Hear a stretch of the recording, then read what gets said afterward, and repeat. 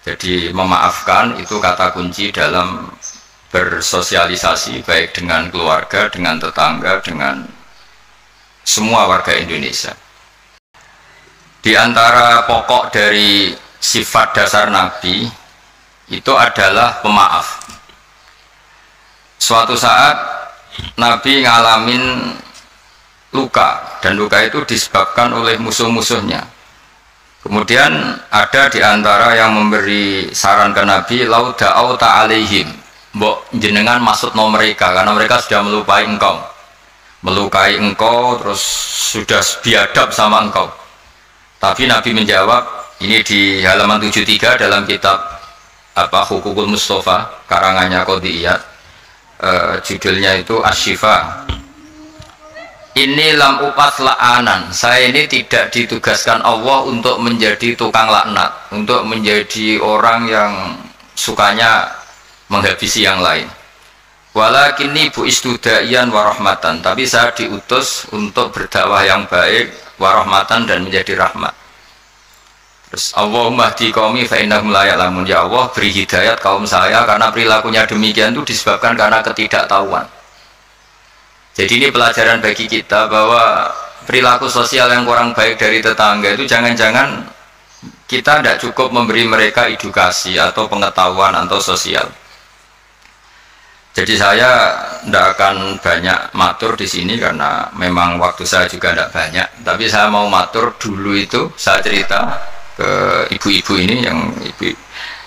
Dulu itu ulama itu hubungannya hanya dengan Allah, tidak pakai ilmu sosial. Ini penting.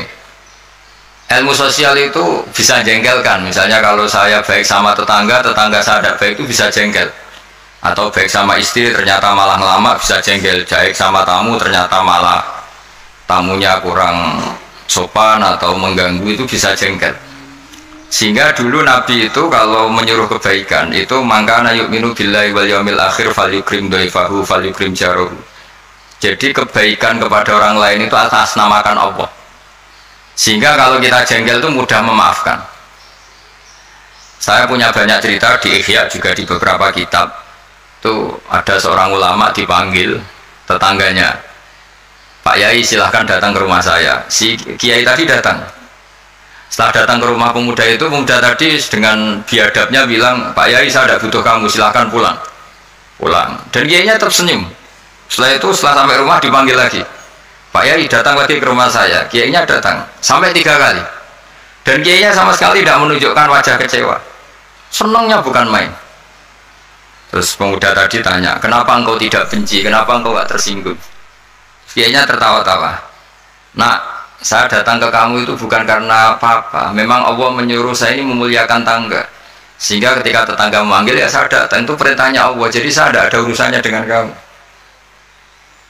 Nah, itu pentingnya pertaruhan, apa-apa itu atas nama Allah, itu tidak mudah kecewa. Tapi kalau atas nama manusia itu, kalau dia jengkelin, kita akan balas jengkelin. Tapi kalau atas nama Allah itu legowo.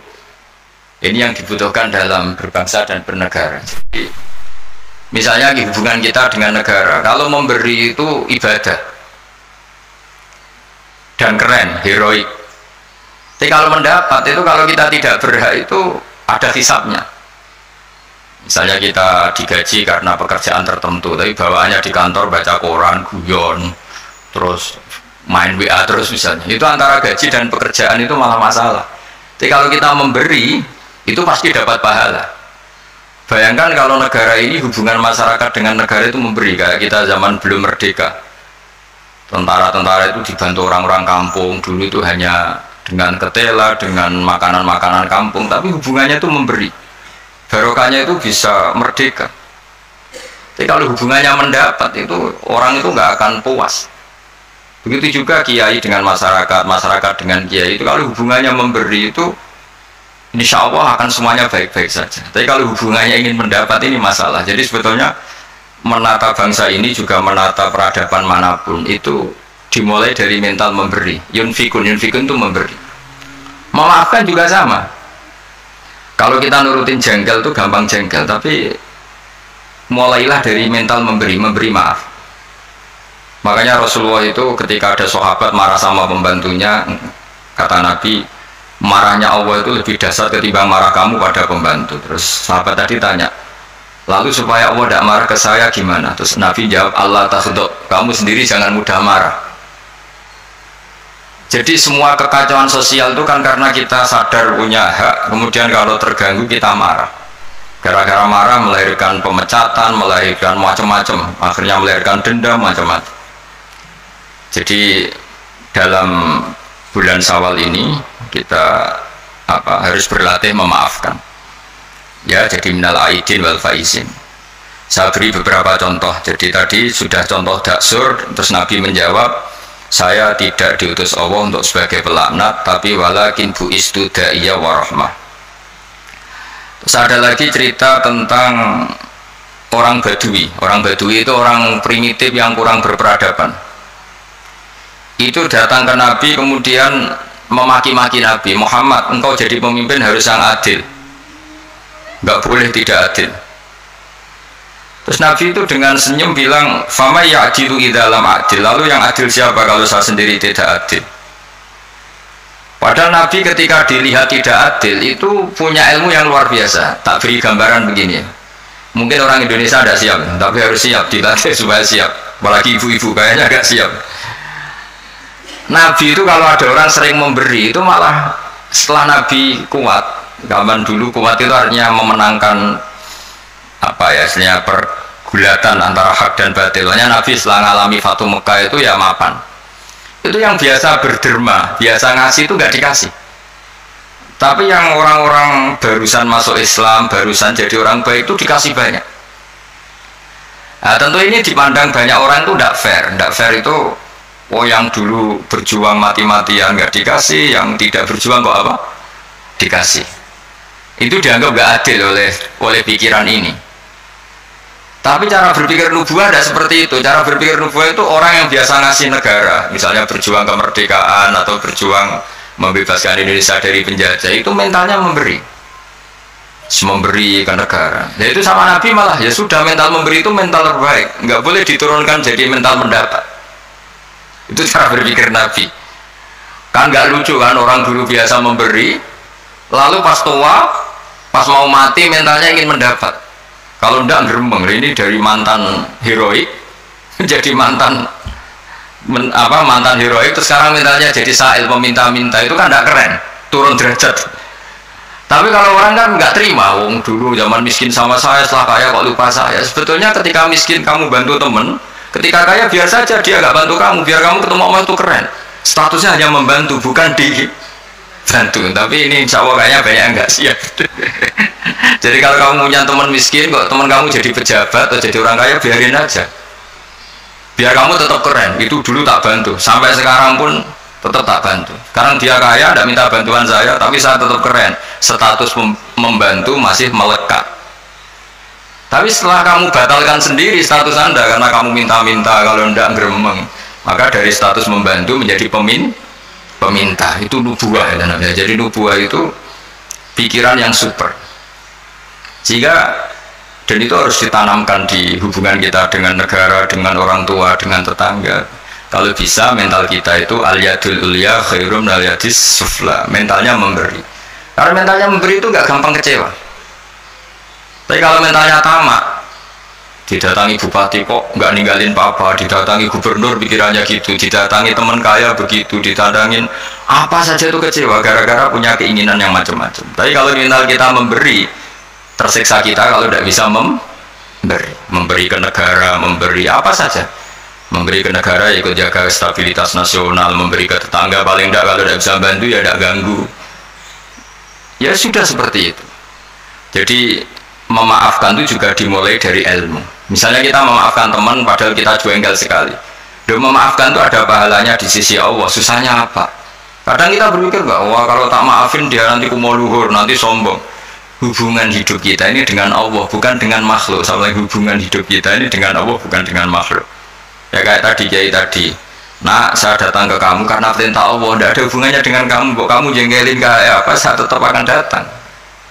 Nah sama kita, baik sama anak juga perintah Allah, baik sama istri perintah Allah, baik sama tetangga perintah Allah. Sehingga nggak perlu dia dinegosiasi atau apa ya, dipakai berbanding lurus dengan perilaku manusia. Kalau pakai itu Anda gampang kecewa. Kalau istri sedang ngambek, kamu ikut ngambek. Kalau tetangga sedang tidak baik, kita ikut tidak baik. Bisa kacau bangsa ini. Makanya diantaranya sifat dasar orang baik itu apa? Orang yang wadra'una bil hasanati sayyi'ah, orang yang selalu menanggapi keburukan itu dengan kebaikan. Ini cerita-cerita tentang kebaikan orang-orang dulu. Ketika akhirnya Rasulullah SAW memenangkan kota Mekah dan kota Mekah dikuasai, itu orang-orang yang dulu merangi Nabi, ingin bunuh Nabi, semuanya tuh takutnya minta ampun karena takut dibalas. Tapi kemudian Nabi ngendikan, ini halaman 75, ma taquluna inni fa'ilun bikum, apa pendapat Anda kira-kira apa yang saya lakukan terhadap kalian, karena kalian ini musuhi kita, ingin bunuh kita, dan dulu sangat biadab sekali. Ini pertanyaan Nabi ke orang-orang Quraisy, orang-orang Mekah. Itu jawabannya orang-orang Quraisy, orang Mekah itu, qalu khairan akhun karim wa ibnu akhin karim. Engkau tidak pernah saya saksikan lihat sebagai orang yang bengis, orang yang keras, sehingga kita santai-santai saja ketika engkau menang, karena engkau ini adalah akhun karim wa ibnu akhin karim, engkau saudara yang terhormat dan keluarga yang terhormat. Terus Nabi menjawab mereka, aku kama qala akhi Yusuf la tasrifa alaikumul yaum idhabu fa antumut tulaqa. Saya akan mengatakan ke kamu sebagaimana Nabi Yusuf kepada saudara-saudaranya. Kita tahu kan saudara-saudara Nabi Yusuf ingin membunuh Nabi Yusuf, dicemplungkan ke sumur. Apa saja yang sifatnya biadab pernah dilakukan semua sama saudaranya Nabi Yusuf. Jadi ketika beliau jadi raja di Mesir, semuanya dimaafkan, bahkan dikasih fasilitas luar biasa, padahal mereka saudara yang sangat biadab. Dan itu pun yang dilakukan Nabi, niru Nabi Yusuf, atau istilahnya ya sama perilaku Nabi, la tasriba alaikumul yaum, saya menghadapi kalian kayak Nabi Yusuf menghadapi saudara-saudaranya, yaitu memaafkan. Terus izhabu fa antumut tulaqa, ya sudah kamu pergi saja, kamu akan terbebas dari tuntutan saya. Jadi ini cerita-cerita tentang betapa baiknya Rasulullah SAW, dan kebaikan itu pula yang harus kita tiru, yaitu dimulai dari memaafkan, wal afina anin nas. Nah sekarang masalahnya itu orang itu susah memaafkan. Itu sebabnya sederhana, karena hubungan ibadah kamu itu masih dengan makhluk. Kalau makhluk itu kali janggalin, ya janggalin betul. Nah itu Anda berarti didikte oleh makhluk, didikte oleh manusia.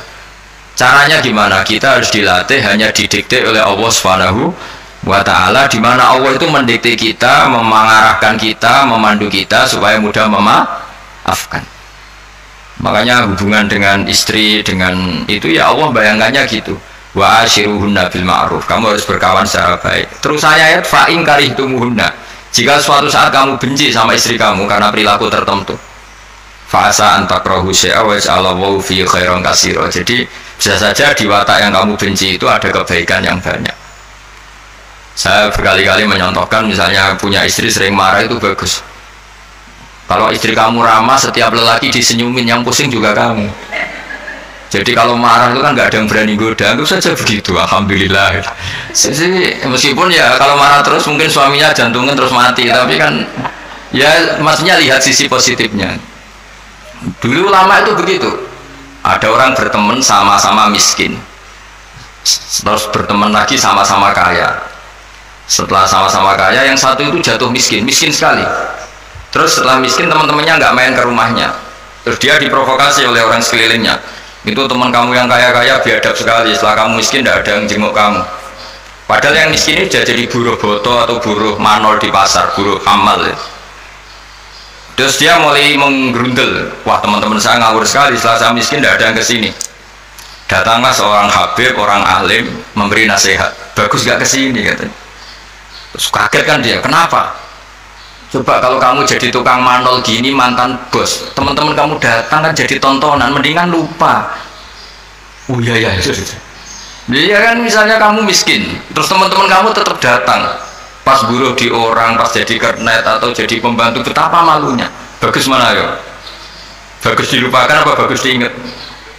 Bagus dilupakan. Jadi orang itu harus melihat sisi bahwa di balik kodok-kodok Allah ini ada hikmah yang kita tidak tahu.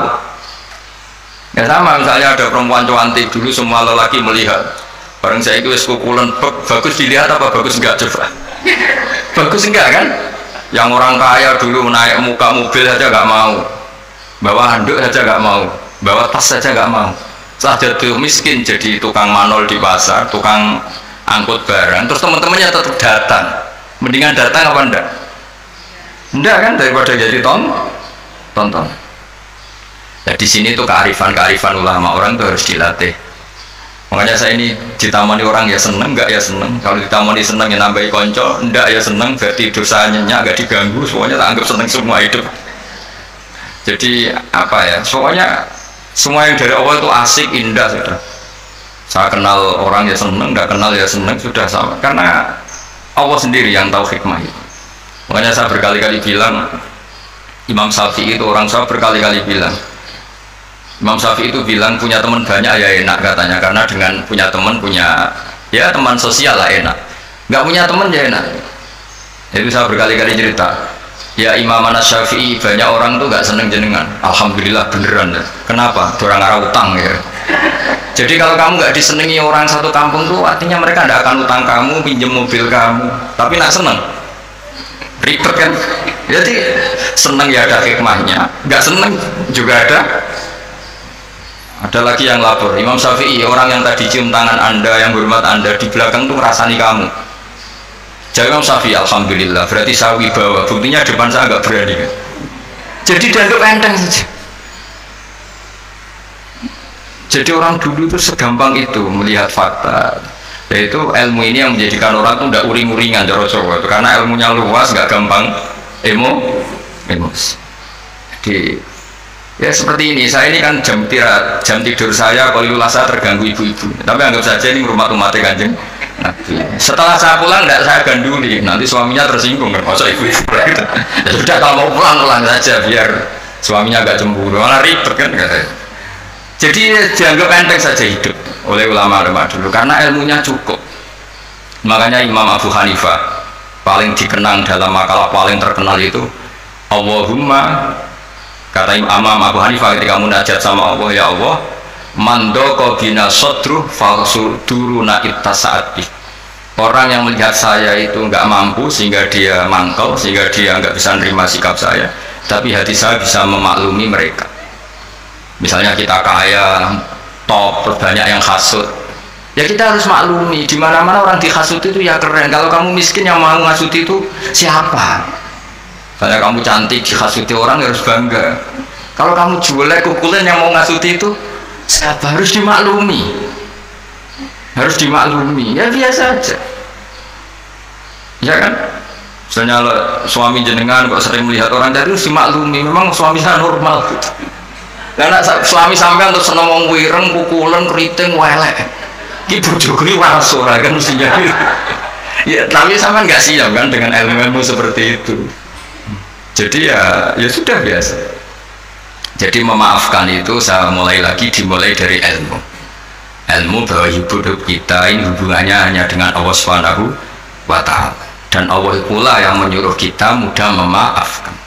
Tapi kalau anda memaafkan berdasar hitung-hitungan sosial itu pasti sering tidak memaafkan karena mangkel tuh ya mangkel dongkol kan, kita pernah dihujat, pernah dibully, pernah disakitin. Jadi kalau kamu ingat itu Allah Ta'ala menyuruh kita kebaikan dan Allah akan berjanji akan membalas orang-orang yang pemaaf, insya Allah kamu akan menjadi ringan.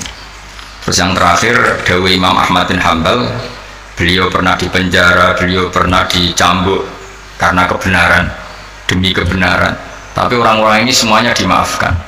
Ketika ditanya kenapa engkau maafkan ya Ahmad, nanti di akhirat itu ada pengumuman, siapa yang pernah memaafkan temannya muslim, temannya atau tetangganya, silahkan berdiri di atas mimbar ini.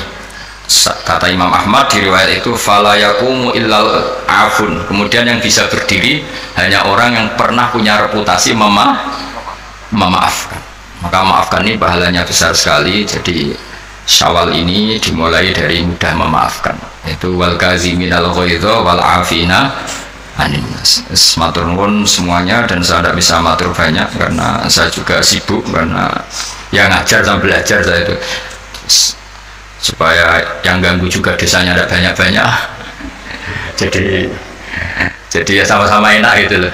Kalau suami jenengan nunggu juga nunggunya agak lama-lama, jadi entah masih ditunggu tanda ya tidak tahu saya, tapi kan khusnudan lah, masih banyak yang nunggu gitu, masih keluarga maksudnya banyak yang nunggu. Jadi saya mohon latihlah hidup secara ikhlas. Ikhlas itu apa-apa demi Allah Subhanahu wa Ta'ala. Makanya itu bedanya Islam dengan yang lain.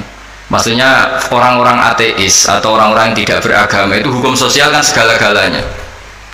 Bedanya yang beragama sama yang tidak beragama. Tapi kalau orang beragama itu pikirannya Allah. Jadi tentang berbaik sama tetangga saja, karena mangkana yu'minu billah wal yaumil akhir.